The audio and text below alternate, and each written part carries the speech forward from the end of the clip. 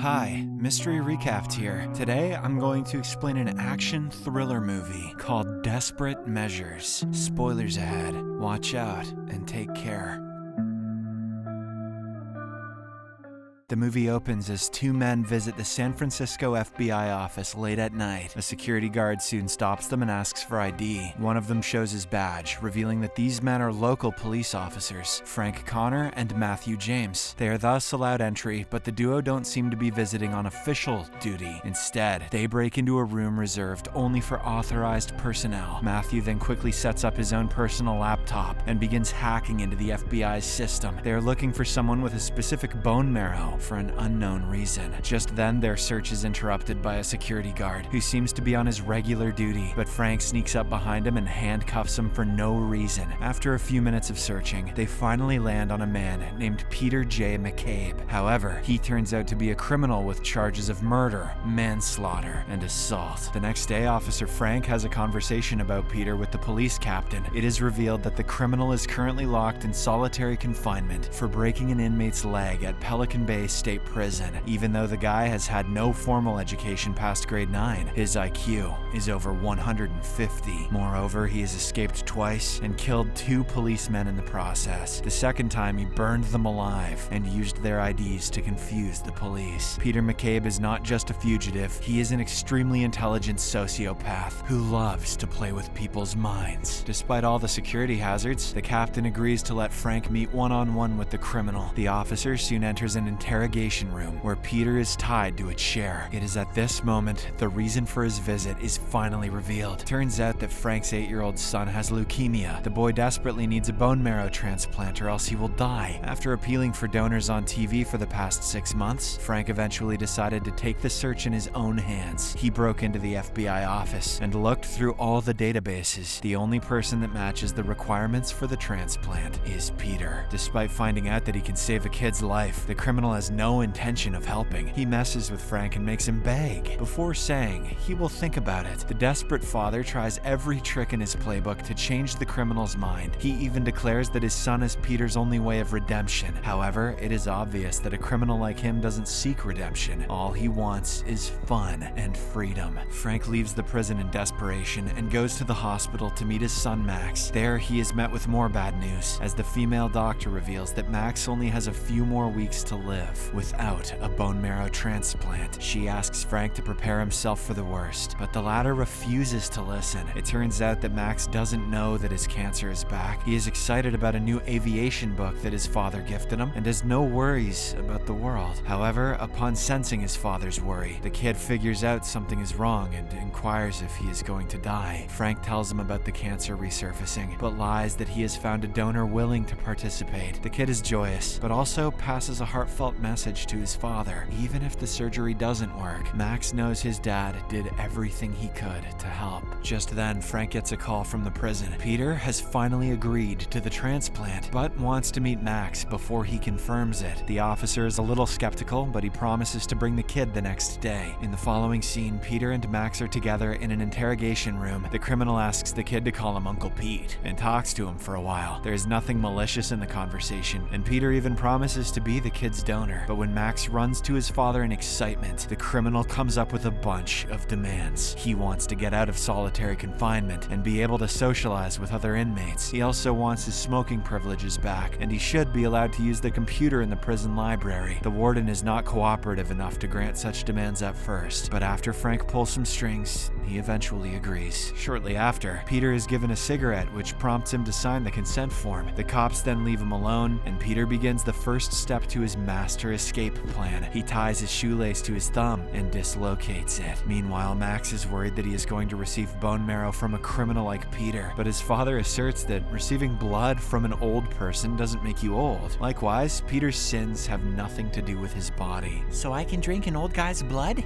That's What? In the prison, the psychotic criminal continues the preparations and approaches a secret drug supplier. The man doesn't want to do business with him, but Peter threatens him to oblige. He wants an ampule of something called Narcan, which is used to treat people who have overdosed. The supplier asks what he wants the drug for, to which Peter claims that everyone will know in time. Later, as the supplier works on getting his hands on the drug, Peter goes to the library. He uses the computer to study the map of the hospital where the transplant is supposed to take place. The clever criminal wants to intricately plan the escape route out of the hospital. When the guards check what he is doing, he pretends to play chess. Because he is extremely good at it, they never bat an eye. In the meantime, the police force prepares the hospital for Peter's arrival and ensures complete safety. There will be several helicopters flying above, and an army will escort him to and back from the hospital. A night before the big day, the supplier gives Peter his daily dose of medicine, but he hands him 2 cups, one of which contains the Narcan he asked for. Once alone in his cell, Peter ties the ampule to a thread and the other end to his teeth. He then swallows the ampule to pull it out when he needs it. The day of the transplant finally comes, and Peter is transported to the hospital by a large security convoy. He is taken to the OR in restraints, but they have to be removed when he is kept on the bed. The guards do not waste time before tying his hands again, unaware of his dislocated thumb. And as soon as the doctor sedates him to initiate the transplant, Peter drinks the contents of the ampule. This prevents him from passing out even after the anesthetics, leaving the doctors bewildered. By the time they catch up on his plan, he has already slipped his hands out of the bondage thanks to his broken thumb. He then uses a gas pipe that is inside the surgery room to attack the doctors and guards before making a run for it. Frank, who had been watching the commotion from the upper floor, runs to their aid. He helps them before turning his attention toward the fugitive. Peter slides down the laundry chute and wears a doctor's coat to disguise himself as one. Despite having a chain tying his legs together and a gunshot wound on his leg, the man is unfazed. He goes to a room and threatens a lab technician to break the chains using the hospital's laser guns. After that, he runs to the emergency room to get a shot of morphine for the pain, but Frank catches him in the act. At this intense moment, Peter holds a scalpel to the throat of Samantha, the doctor who is in charge of the transplant. He then demands that Frank give up the chase right now. The detective refuses and tries to shoot, but Samantha reveals that if Peter dies, the bone marrow will be useless. This means that Max will never get the transplant. As Frank contemplates what to do, a policeman named Wilson appears from behind a curtain. He points his gun at Peter, asking him to let the doctor go. In a moment of panic, Frank gives up his gun to Peter so that he can defend himself. The act ensures his departure from the police force, but all he cares about is saving his son. Soon the place erupts into a shootout, which ends up with Peter killing another policeman and hurting Wilson gravely before running away. When the captain arrives with his team, he berates Frank for letting people get killed for his son's life. Frank is then arrested for his erratic behavior, and he is sent to the police station. However, when they are outside the hospital, he throws the policeman into a crowd of reporters and escapes. Back inside, Max bleeds from his nose, and Dr. Samantha is tending to him. Officer Matthew is also with the two, but he's soon attacked and knocked out by Peter. The criminal then threatens Samantha to reveal where the cyclopropane is kept in the hospital. He also promises Max that he will send her back as soon as she helps him find what he wants. Meanwhile, Frank arrives at the hospital and goes straight to his son to check if he's okay. He also helps Matthew and learns that the fugitive was talking about propane. This gives him an idea of where Peter might have gone, perhaps to the trailer park to see the boys. Frank then instructs Matthew to take care of the kid before heading outside. Elsewhere, Peter makes Samantha put 2 tanks of propane into a bag and asks for directions to the electrical room. He is planning to blow up the place as a distraction to escape without getting caught. However, Samantha takes him by surprise and hurts him before running away. She then meets Frank in the hallways and the two engage in a short conversation. The desperate father begs her not to tell the police about Peter's whereabouts, as he will surely get killed. Samantha is a bit hesitant, but she eventually agrees and goes to tend to Max. Shortly after, the two men meet outside the room with propane, but Peter has an upper hand because Frank cannot kill him. He then blows up the room and runs away yet again. The explosion also causes the entire electrical system of the hospital to shut down, including the ventilators and the lights. As a result, Matthew moves Max to the old building of the hospital, which is joined through a bridge. While trying to follow them, Frank notices that Peter is also moving to the same building. As he crosses the bridge, the cops start firing at the criminal, but Frank saves his life by shooting at the light they are using to locate him. Shortly after, the SWAT team enters enters the hospital, which means Peter doesn't have long before he is either caught or killed. To gain leverage over the guards, he holds their team leader hostage. This allows him to access the control room, which he uses to put the entire hospital into lockdown by closing all of the doors. Meanwhile, Samantha is told that the kid is in desperate need of a doctor, and she needs to be in the old building as soon as possible. When Frank learns of this, he takes immediate action. He hides Samantha from everyone and gets her to the other building. This act of heroism gains him appreciation from even Peter, who is watching them on CCTV cameras. After being let inside, Frank and Samantha go to see Max, while Peter plays out the next part of his plan. He brings the hostages on the roof as a distraction, knowing that the captain and his team will be on the bridge joining the buildings. He has laid a tank of propane near the bridge to kill them, but Frank figures out his plan and saves the captain and his team's lives by blasting the propane when they are not on the bridge. Now the only people in the building are Peter, Frank, Matthew, Max, and Samantha. The latter three are inside a locked room, while the other two are outside. Peter approaches Frank and threatens to kill him, but Max quickly opens the door to save his father. In the process, however, he ends up being held at gunpoint. Peter then enacts the last part of his plan and uses the kid as a hostage. They go to the morgue, which has a way to the tunnels underground. This was Peter's original escape plan all along, as he had acquired the map of the tunnel from the internet. He then makes a hole in the wall and apologizes to the kid. Peter says that he would have helped if he were not in such a dire situation. After this, he leaves the kid there and runs through the tunnel. But Frank soon learns about Peter's plan and finds him driving away in a blue truck. He then steals a police car and uses the cop's ID to ask for help from the control room. After driving for several minutes, Frank finally sees the car about to get on a bridge. This gives him an idea, and he contacts the bridge operator through the police car's intercom system. In the meantime, the news of the criminal trying to flee in a blue truck reaches the captain. He quickly gets into a search helicopter along with a police sniper. They are headed towards the same bridge where all the action is happening. On the other hand, Peter realizes he is being followed and accelerates his vehicle, but to his dismay, the operator has already locked all the exits. After playing the cat and mouse chase for so long, Frank finally traps the criminal on the bridge. Peter still has the gun he stole from a police officer earlier, but before they can come to loggerheads, the helicopter carrying the captain and the sniper appears near the bridge. Peter uses this opportunity to create chaos and shoots at the helicopter. The sniper takes his rifle out and fires back in response. However, Frank jumps in front of Peter and takes the bullet in the arm to save him. This gives the criminal the perfect chance to run away, and he tries to jump off the bridge, but a desperate Frank shoots him in the leg, causing him to fall into the river below. With his remaining strength, the officer then jumps into the water and saves Peter just in time. In the aftermath of this face-off, an injured Peter is transported back to the hospital. He knows that he may very well succumb to his injuries, and finally